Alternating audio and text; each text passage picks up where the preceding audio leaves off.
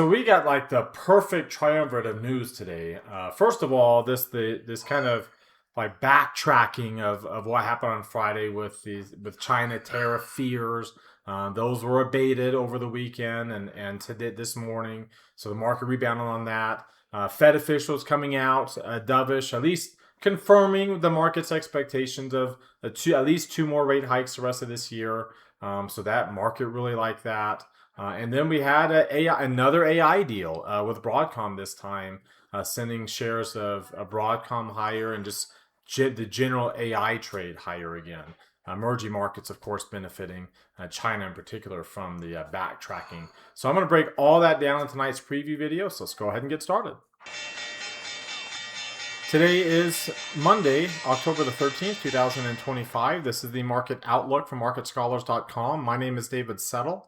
Click this link up here in the top right corner of your screen. That will take you to today's Market Outlook blog post. You can see what it looks like here. You get access to this for free. When you actually click the link, it will take you here and it will look like this. You have to subscribe to our site for free to get access to the post. You click on this blue. If you're already a member, just click on down here, log in. But if you click this join free button, it'll pull it up to this page, which is actually this link right here, where you can subscribe for free. Really easy. And like I said, you get this full version of our Market Outlook video, including the preview video that you're watching right now. On Fridays, you get the full version of the video for free, but you have to be a basic subscriber. So make sure you subscribe there. And like I said, we had a great recipe of success today in the markets. Exactly the things that we wanted to see. Whoops, sorry. Let's pull this up here. Markets bouncing, rebounding, and as I mentioned, technology stocks really rebounding to the upside, largely driven by AI. So when you look at like ARK Investments, it's a nice good to the upside. Semiconductors up 4.5%, almost back up to their highs. A lot of this driven by news between Broadcom and OpenAI. Look at Broadcom getting a bull tag on Friday, bouncing back up and getting new highs. So I break down kind of like in today's Market Outlook full version of the video, I break down kind of this what the market forecast patterns look like today and what they suggest will happen going forward from here.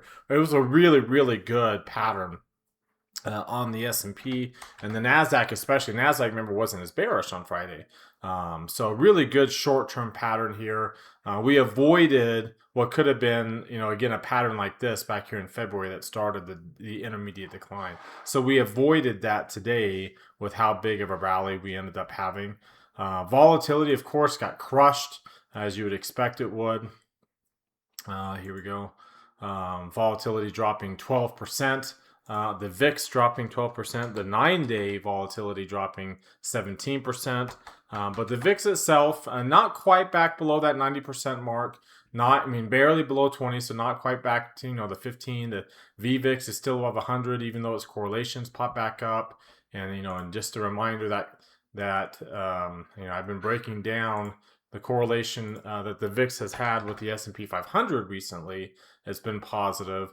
Look at that. Like in the last two, after getting up to 60% in 2 days, yesterday and then today, we're right back down to normal. Like this is the normal pattern correlation. But, again, this is very abnormal and usually, starts a volatility jump to the upside. The other things that really took off today were metals. When you look at gold, of course, gold gets all the headlines. It's going parabolic. It's up to new highs. It's already up another $23 today. Way back above 4,000 after breaking below the cup last Thursday. You can see that PPO is very high. I break down today's. I look at this recent parabolic move in gold, and I compare it to past parabolic moves in gold, and we talk about like, okay, what do we expect to happen? Which is pretty relevant. You would think, oh, I don't trade gold. It's not that relevant, so why do I need to bother? Well, when you look at gold's correlation here with the S&P 500, it's flipped down to the negative side here briefly. It has been pretty positive. In fact, when you look at it on a longer term basis, on a 3-month chart, it's been very positive.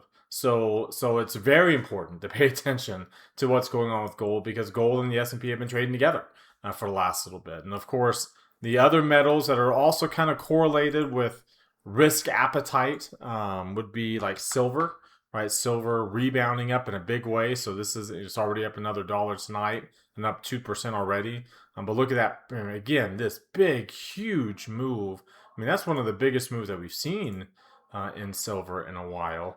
And it's one thing to, when they're coming off of a low point, for it to get that kind of move. But here, look at that.